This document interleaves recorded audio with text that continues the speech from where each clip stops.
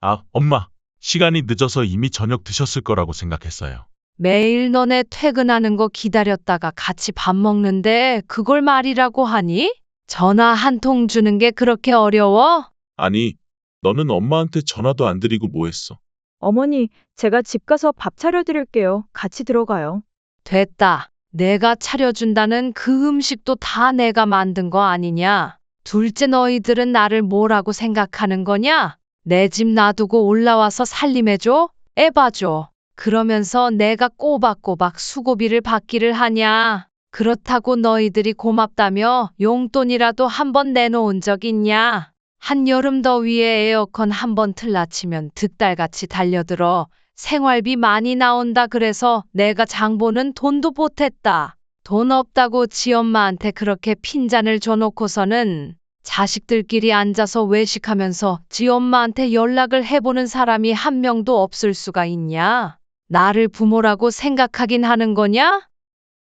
오늘 주인공은 전주 사는 60대 중반 전주대 칼머니로 성함은 박미순입니다. 미순 씨는 꽃다운 나이에 광주에서 전주로 시집와 아들 둘 낳고 남편과도 정좋게 살았답니다. 남편이 7살이나 연상이긴 했지만 미순 씨보다 남편이 훨씬 건강한 체질이라 같이 늙어가는 기쁨도 누릴 줄 알았더니 신줄의 영감이 먼저 떠나고 미순 씨 혼자 남게 된 겁니다.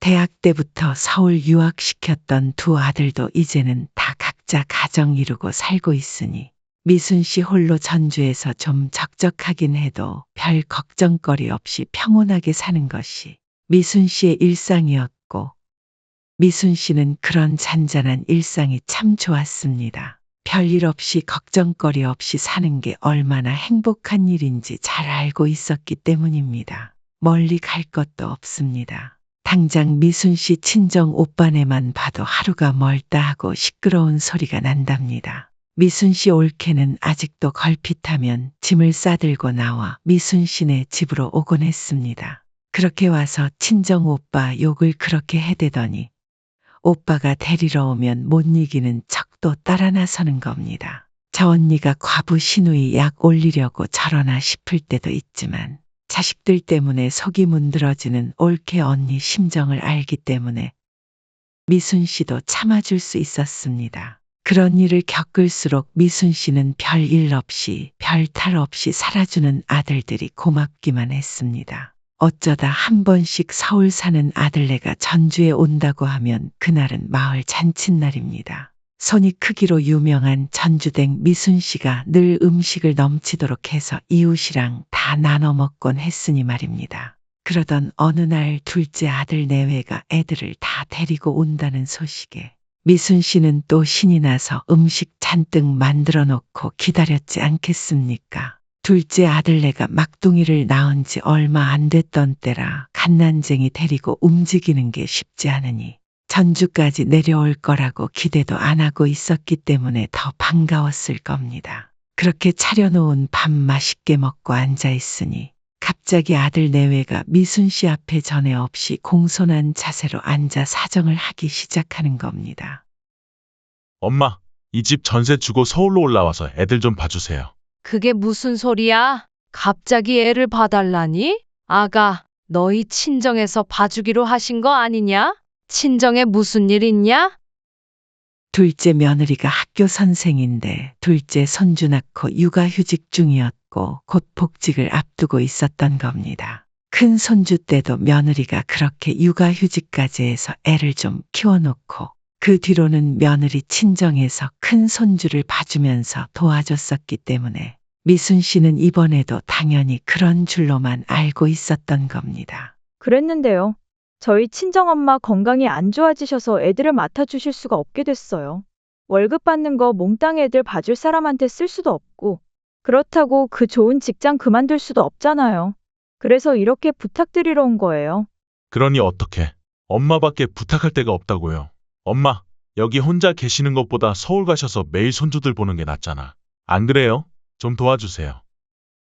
둘째 아들 내외가 하는 사정 이야기를 미순 씨가 듣고 있자니 이해가 안 가는 것도 아니고 또 딱히 못해주겠다고 할 명분도 없었으니 어떻게 해야 좋을지 머리가 복잡하기만 했습니다. 사실 미순 씨 주변에도 손주 봐주다가 아들 며느리 아니면 딸 사위랑 사이만 나빠지고 좋은 소리 한 번 못 듣는 친구들이 있었기에 전주에 떨어져 살아서 손주 키워줄 걱정 안 해도 되는 걸 다행이라고 생각하고 있었던 겁니다. 그랬으니 괜히 좋은 마음으로 손주 봐주기 시작했다가 아들 며느리랑 사이만 틀어질까봐 걱정이 되기도 했지만 내 아들 내 며느리는 다를 거라는 생각으로 미순 씨는 그래 그렇게 해주마 했답니다. 미순 씨가 흔쾌히 그러겠다고 한 데는 내심 큰 며느리보다 둘째 며느리를 더 믿어하는 마음이 작용했을 겁니다. 깍쟁이 같아서 어려웠던 큰 며느리에 비해 둘째 며느리는 성격도 수더분하고 해다니는 것도 수수하고 살림 알뜰하게 잘하면서 버는 걸로 저축도 하고 야무지게 하고 사는 모습이 얼마나 예뻤는지 모릅니다. 그러니 그렇게 예쁘고 알뜰한 며느리 도와주자는 마음으로 나섰던 거였습니다. 아이고, 그런데 웬걸 알뜰하고 야무진 줄로만 알았던 둘째 며느리가 그럴 줄은 몰랐던 겁니다. 세상에 그 수더분한 며느리가 어찌나 잔소리를 해대는지. 미순 씨는 시집살이도 그렇게 안 해본 사람이라 죽을 맛이었습니다. 제일 힘들었던 건 삼복더위에도 에어컨을 못 틀게 하는 거였습니다. 전주 살 때는 몰랐는데 서울 와서 아파트 생활하며 문도 맘껏 못 열고 답답한 공간에서 살다 보니 미순 씨는 더위를 꽤 많이 타는 체질이었던가 봅니다. 게다가 주방 일한다고 불 옆에 서 있으면 금방 숨이 꼴딱꼴딱 넘어갈 지경으로 더운 겁니다. 미순 씨는 스스로 더위를 많이 타는 사람이었던 걸 서울 와서 처음 알게 됐는데 그게 그렇게 힘든 건 줄 몰랐지 뭡니까. 그런데 며느리가 낮 동안에도 에어컨을 틀지 말라고 하는 거였습니다. 어머니, 저희는 겨울에 보일러도 거의 안 틀어요. 인공적으로 온도를 너무 높이거나 낮추는 게 애들 건강에 안 좋거든요. 어릴 때부터 면역력을 길러주려고 그러는 거니까 어머님도 협조 좀 해주세요. 특히 에어컨 찬바람이 애들한테 좋을 게 하나 없으니 틀지 말아주세요. 미순 씨는 며느리 말도 있었고 하니 가급적 에어컨을 틀지 않으려고 노력했지만 진짜 숨이 꼴딱꼴딱 넘어갈 지경일 때는 잠깐씩 돌리곤 했습니다. 숨이 넘어갈 판인데 안 틀고 배길 수가 없었던 겁니다. 그거 잠깐 틀어놓는데도 며느리가 한 말이 생각나서 마음이 너무 불편했고 죽을 것 같은 고비만 넘기고 나면 금방 끄고 그랬습니다. 근데 며느리 고기에 아주 귀신같이 그걸 아는 겁니다. 낮에 정말 잠깐 돌렸는데도 그걸 집어내더란 말입니다. 어머님, 낮에 에어컨 돌리셨어요? 그래, 너무 더워서 잠깐 돌렸어. 밥 한다고 불 옆에 한참 있었더니 너무 더워서 살 수가 있어야지. 어머니, 제가 말씀드렸잖아요. 그렇게 잠깐만 돌려도 집안 공기가 확 달라진다고요. 애들 기관지에 얼마나 안 좋은데 그러세요. 아무리 그래도 애들도 오늘 같은 날 에어컨 없이는 못 산다. 아니, 틀지도 않을 에어컨을 뭐 하러 들여놨어? 애가 덥다 그래도 어른인 어머님이 참아주셔야죠. 어머님 믿고 부탁드린 거잖아요. 그러면서 맞받아치는데 당할 재간이 없었습니다. 그런데 그 에어컨 돌리는 문제에서 끝이 아니었던 겁니다. 어느 날 며느리는 작정을 했는지 에어컨 얘기를 하는 것처럼 운을 떼더니 본격적으로 하고 싶은 말을 꺼내놓았습니다. 그 말들이 미순 씨를 얼마나 서운하게 했는지 모릅니다. 어머니, 에어컨 안 돌리다가 한번 잠깐씩 돌리려면 그때 전력 낭비가 얼마나 되는지 아세요? 그게 다 전기요금 폭탄으로 돌아오는 거거든요. 사실 어머니 오시고 생활비가 얼마나 많이 늘었는지 몰라요. 그렇습니다. 둘째 며느리가 진짜 하고 싶었던 말은 미순 씨 때문에 생활비가 많이 든다는 얘기였습니다. 미순 씨는 정말이지 너무 어이가 없었습니다. 애들 보고 집안 살림 해주는 거 사람 써서 하려면 돈이 이만저만 드는 게 아니라고 해서 그 돈 아끼게 해주려고 내 집 놔두고 올라와서 살림하고 애 봐주고 있는데 이게 다 무슨 소리인가 싶었습니다. 미순 씨가 뭘 그렇게 많이 먹는 사람도 아니고 그 한 입 늘었다고 생활비 더 든다는 게 말이 안 된다고 생각했지만 미순 씨는 하고 싶은 말을 삼키며 며느리의 말을 일단 듣기로 했습니다. 어머님이 손이 크셔서 그런지 장을 한번 보셔도 뭘 너무 많이 사시는 것 같아요. 식비가 얼마나 늘었는지. 내가 먹으면 얼마나 먹는다고. 그게 다 니네랑 손주 입에 들어가는 거잖냐? 엄마, 우린 몇 번 먹으면 질려서 아무도 안 먹고 결국 버리니까 많이 사서 낭비 안 해도 될 것 같아요. 여름엔 음식물 쓰레기 버리는 것도 일이고요. 그래 알았다. 음식 그렇게 많이 안 하도록 하마. 며느리가 그러는 것도 서럽고 억울해 죽겠는데 옆에 있던 아들놈까지 그러고 나서니 미순 씨는 슬슬 화가 나려고 합니다. 그래도 엄연히 며느리 살림이고 미순 씨는 도와주러 와 있는 것이니 며느리 말에 최대한 맞춰주려고 했습니다. 로마에서는 로마법을 따르는 거라고 하지 않습니까? 미순 씨가 그렇게 말하니 둘째 며느리도 그제서야 에어컨 얘기가 나온 김에 말씀드린 거라며 더 이상 말을 안 하더랍니다. 미순 씨는 속에서 하고 싶은 말이 철철 끓고 있는데 그 말 다 못해서 밤에 자려고 누워도 잠도 잘 안 옵니다. 자려고 누웠다가도 벌떡 일어나서 앉게 되는 겁니다. 자식들 돈 많이 쓰는 게 조심스러워서 고기 같은 거 살 때는 미순 씨 카드로 따로 계산하기도 하고 그랬는데 미순 씨 때문에 생활비 많이 나온다는 소리나 들은 게 너무 억울했습니다. 애들 봐주러 왔다지만 애들만 봐줄 수가 없으니 온갖 살림까지 다 살아주고 있는 건데 그렇게 삼시세끼 미순 씨가 꼬박꼬박 해주니 시켜 먹는 것도 덜하고 외식도 덜하면서 그렇게 아끼게 된 식비 생각은 안 하는 건지 도무지 이해할 수가 없습니다. 그래도 미순 씨는 홀로 그 마음을 달래며 그래 내가 손이 크긴 크다. 조심하자 그렇게 생각했습니다. 그런데 며칠 뒤 이것들이 미순 씨가 뒤집어질 소리를 하는 겁니다. 엄마, 전세 줬던 전주 집 있잖아.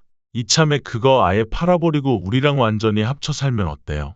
그게 무슨 말이야? 멀쩡한 집을 왜? 막둥이 어린이집이라도 보내게 되면 나는 내려가야지. 아니, 엄마 집 팔면 그 돈 합쳐서 좀 큰 집으로 이사하려고 그러죠. 엄마도 지금 이 집은 좀 좁지 않으세요? 애들이 아직 어리기는 하지만 조금만 더 커도 각자 방 내줘야 하고 어머니까지 와 계시니 지금 집은 너무 좁아요. 이참에 평생 살 집이라 생각하고 이사하면 좋을 것 같아서요. 나 서울서 계속 살라고? 나는 싫어. 난 전주가 좋아. 전주에 내 집 있는데 왜 굳이 너네랑 같이 살겠니? 엄마도 혼자 전주에 계시는 것보다 손주도 보면서 아들 며느리 거느리고 같이 살면 더 좋은 거지 뭘 그래요. 서울 싫다고만 하시지 말고 생각을 좀 해봐요. 미순 씨는 어림없다고 펄쩍 뛰었습니다. 서울살이 재미없다니까 그러네. 내 집 있는 동네가 얼마나 좋은데 그 집 팔고 서울 살자 그러는 거야? 두 돌도 안 된 손주 어디 맡길 수도 없어서 봐주고는 있지만 나도 힘에 부치고 언제까지 이렇게 해줄 수는 없다. 돌아갈 내 집은 있어야지 무슨 소리야. 그랬더니 아들놈은 서운하다면서 입이 대빨 나오고 며느리도 저더러 저 사람 서운해하는 거 어머님이 이해해 주셔야 한다고 나섭니다. 며느리 말이 아들놈 친구들 중에 본가 부모님한테 지원 팍팍 받는 친구들이 많다 어쩐다 합니다. 자식들이 이런 부탁할 필요도 없게 다 알아서 해준다고 말입니다. 그러면서 지 친구들도 시댁에서 보조 많이 해주는 애들은 사는 게 훨씬 편해 보인다면서 어머니 형편이 안 되면 모를까 도와주실 수 있으면서 안 도와주신다고 하니까 서운할 수밖에 없다고 합니다. 미순 씨는 뒷목 잡고 쓰러질 판입니다. 자식들 보기에는 미순 씨가 어지간히 살만해 보이나 봅니다. 아니, 지들 애미는 편히 누울 집 한 칸 없어도 잘 살 것처럼 보이나 봅니다. 그러니 미순 씨 혼자 살 집 한 칸 꼴랑 그거 하나 남아있는데 그걸 팔아 지들 도와달라고 하는 거 아니겠습니까? 미순 씨는 그렇게는 할 수가 없었습니다. 아니, 그럴 형편이 안 되는 거라고 생각했습니다. 형편이 되고 여유가 있다는 건 죽을 때까지 내 살 것, 쓸 것, 자식들한테 아쉬운 소리 안 할 정도로 다 챙겨놓고 그리고 남는 걸로 해줄 수 있는 게 형편이 되고 여유가 있는 거지. 내 살 궁리도 안 해놓고 무턱대고 다 퍼줄 수는 없는 거라고 말입니다. 막말로 자식들한테 짐 되는 노인네는 되고 싶지 않았던 겁니다. 그렇게 안 되려고 영감이랑 젊을 때 고생하면서 이렇게 다 대비해 놓은 건데 그것마저 내놓으라고 하는 자식들에게 서운한 마음만 생겼습니다. 해도 너무하는 건 자식들입니다. 아무리 생각해도 미순 씨는 너무 분하고 화가 났습니다. 먼저 간 영감 생각이 간절해지는 밤이었습니다. 아들들 다 장가 보내놓고 나면 둘이서 봄에는 꽃 구경, 가을에는 단풍 구경 다니고 어쩌다 한 번씩은 비행기도 타자면서 그렇게 아끼고 모아 노후 자금 마련해 놓고 아담한 집 한 칸도 만들어둔 것을 자식이란 놈이 그걸 탐내고 있으니 영감이 있으면 같이 앉아 아들놈 욕이라도 실컷 할 텐데 싶은 마음입니다. 다음 날이 되어도 쉽게 마음이 다스려지지 않은 미순 씨는 큰아들한테 전화를 해서 둘째가 이런 소리를 한다며 서운하다고 하소연을 늘어놓았습니다. 그랬더니 큰아들이 주말에 애들 데리고 둘째 내 어머니 보러 가겠다고 합니다. 엄마, 저 왔어요. 아이고, 우리 공주님들도 왔어.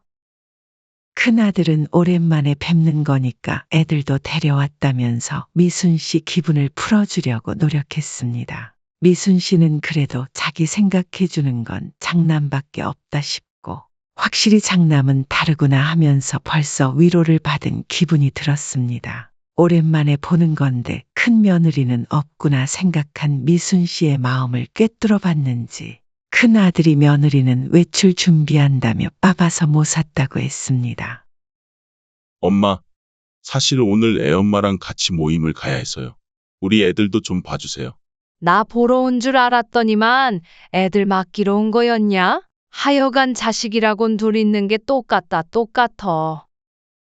큰아들은 아니라며 손사래를 쳤습니다. 혹 때려다 혹 붙인다는 게 이런 건가 싶어서 황당했지만 이미 와버린 손주들을 쫓아낼 순 없는 노릇이었습니다. 미순 씨는 결국 한숨을 쉬면서도 큰 아들에게 다녀오라고 했습니다. 그러자 큰 아들이 기다렸다는 듯이 말하지 뭡니까? 엄마, 어차피 여기랑 저희 집이 멀지도 않은데 가끔 저희 집에도 와주시면 안 돼요? 여기 틀어박혀서 하루 종일 애 보고 있는데 너네 집에 어떻게 가니? 이왕 서울 와서 애들 봐주시는 거면 저희 애들도 좀 봐주시면 좋죠. 너희 애들 다 컸는데 뭘 봐주라는 거냐 말하니 큰아들은 애들이 다 커서 손 많이 안 깔 거라고 신나게 얘기했습니다. 미순 씨는 그렇게 반가웠던 큰아들이 얼른 다시 집에 갔으면 좋겠다는 생각이 들었습니다. 됐다. 다시는 아쉬운 소리 안 할 테니 너도 나한테 그런 소리 마라.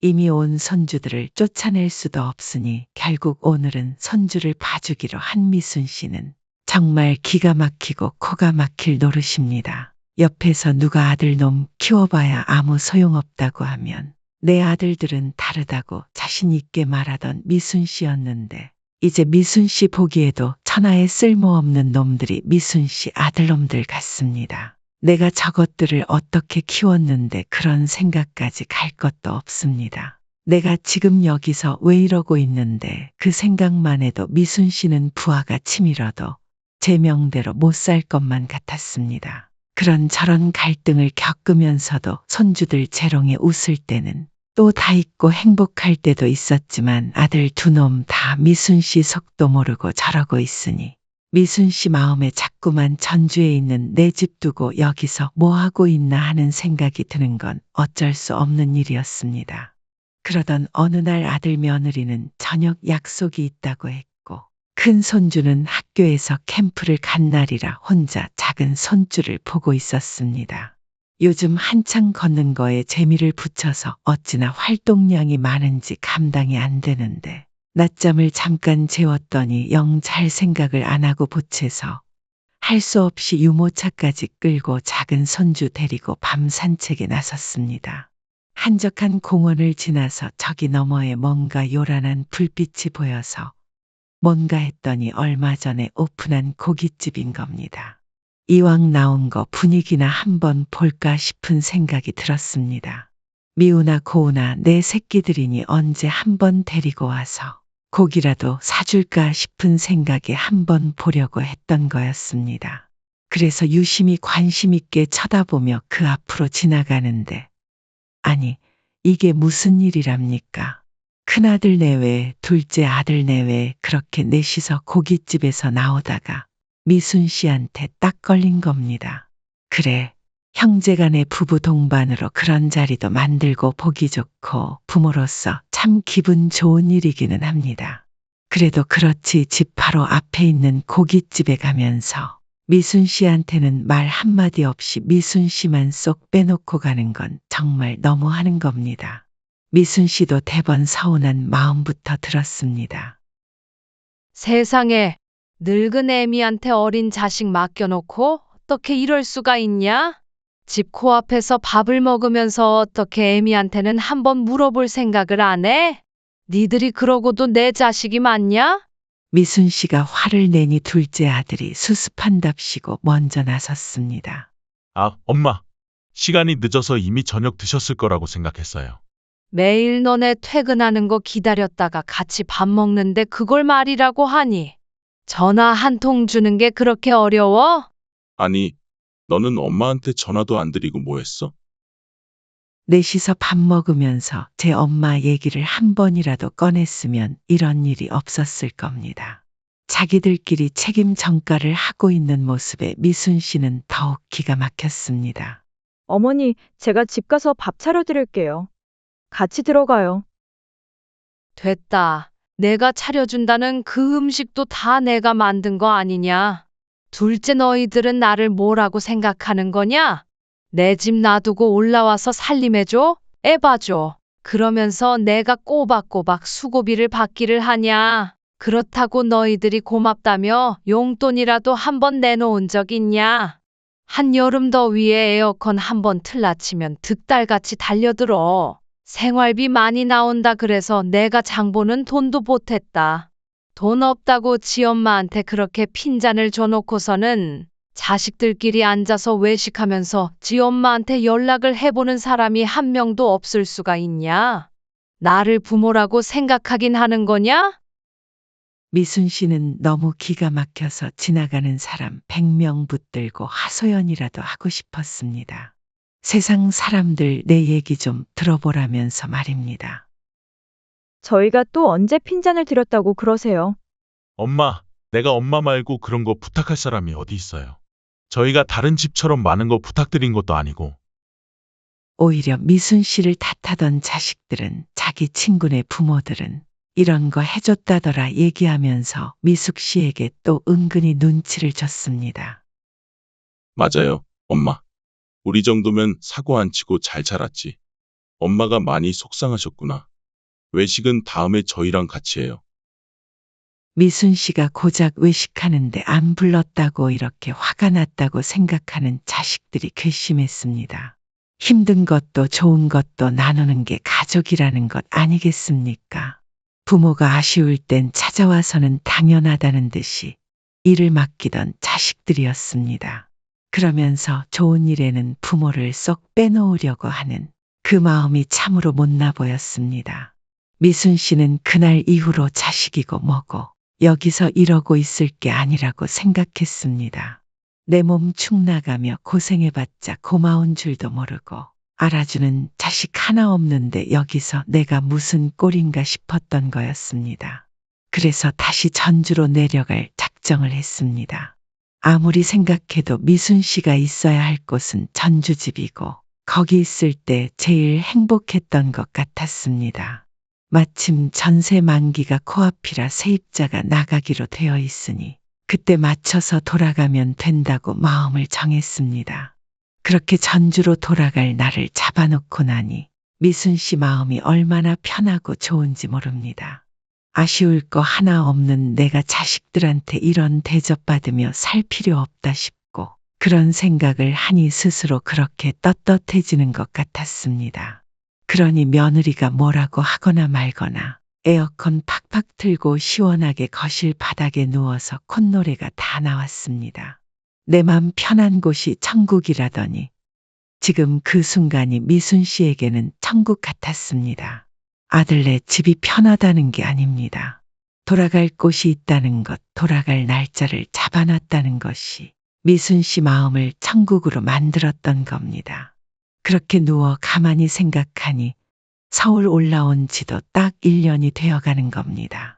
처음 올라와서 에어컨도 맘대로 못 틀고 찜통더위에 고생했던 걸 생각하니 억울한 마음이 생겨 리모컨을 붙들고 온도도 한 칸 더 내리고 바람세기도 살짝 더 올려봅니다.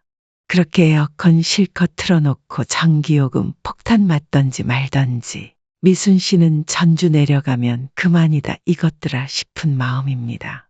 콧노래가 더욱 흥겨워지는 것 같았습니다. 전주로 돌아갈 결심을 하고 난 후에는 아들 며느리의 부탁을 전보다 쉽게 거절할 수 있게 되었습니다. 미순 씨도 본인이 아니면 손주를 봐줄 사람이 없다는 생각에 시달렸었던 겁니다. 그날 주말은 아들 며느리의 부탁들 거절하고 미순 씨는 나도 약속 있다며 퇴짜를 놓았습니다.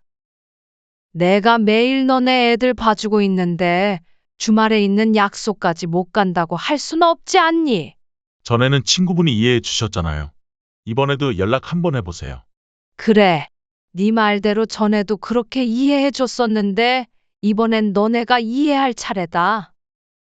미순 씨는 그렇게 말하고 얼른 나와버렸고 그 길로 서울 친구 효심이를 불러내 하루 종일 좋은데 구경 다니고 맛있는 거 사 먹고 놀다가 밤중에나 들어가고 그랬습니다.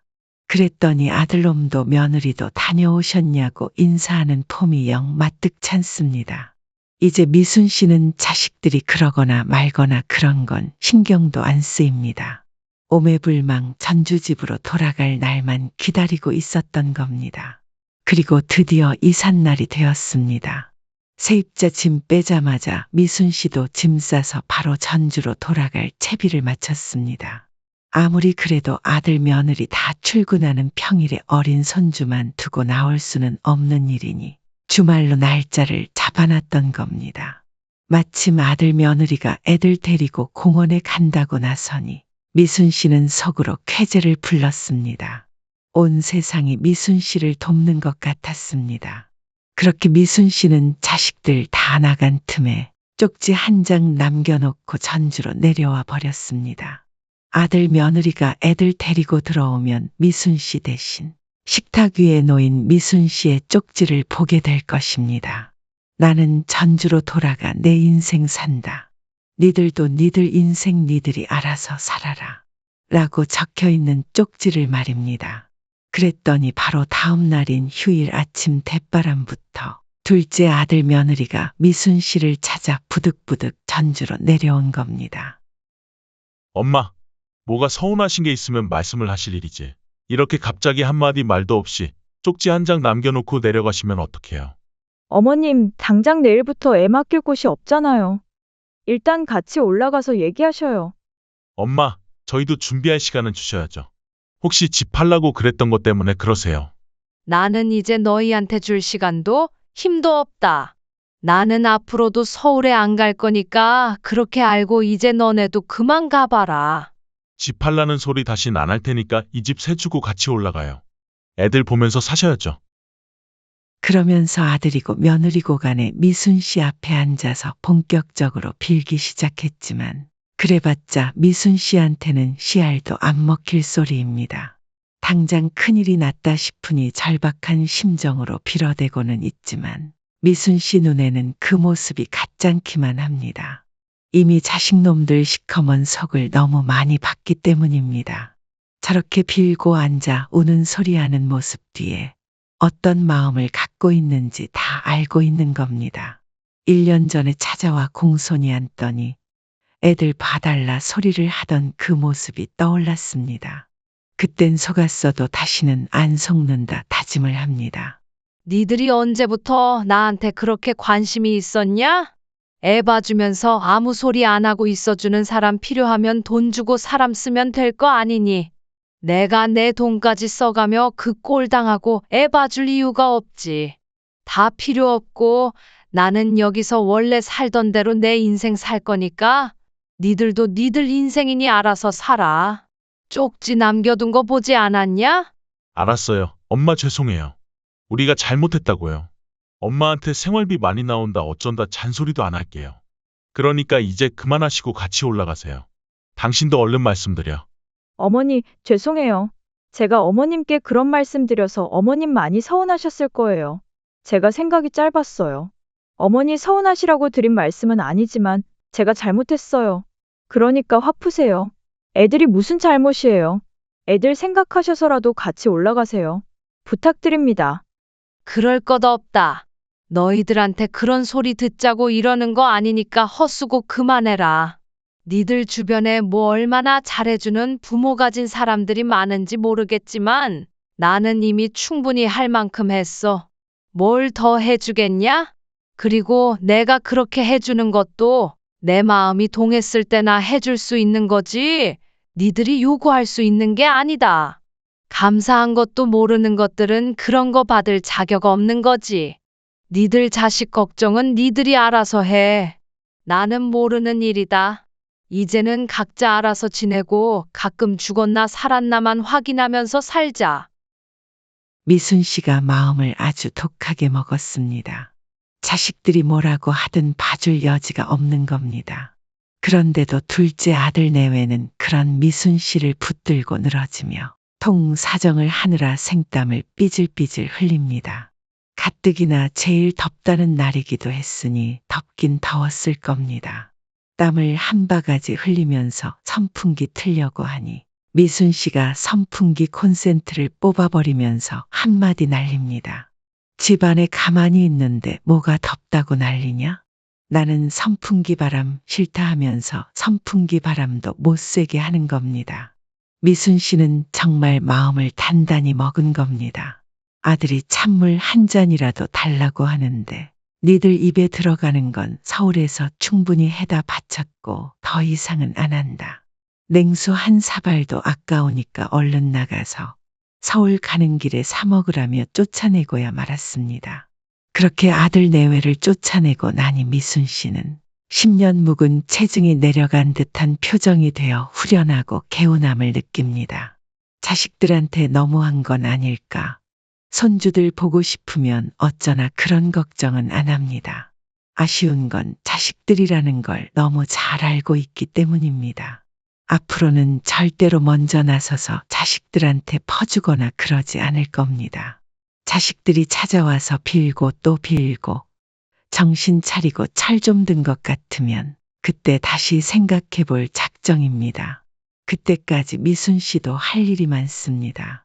1년이나 전주를 떠나 있었으니 그동안 무슨 재미난 일들이 있었나 듣고 다니는 것만 해도 한동안은 바쁠 것 같습니다. 그런 일상이 미순 씨에게는 가장 그리운 행복이었습니다. 다시 되찾은 일상의 행복을 한껏 누리며 미순 씨는 오늘보다 내일 더 많이 웃을 겁니다.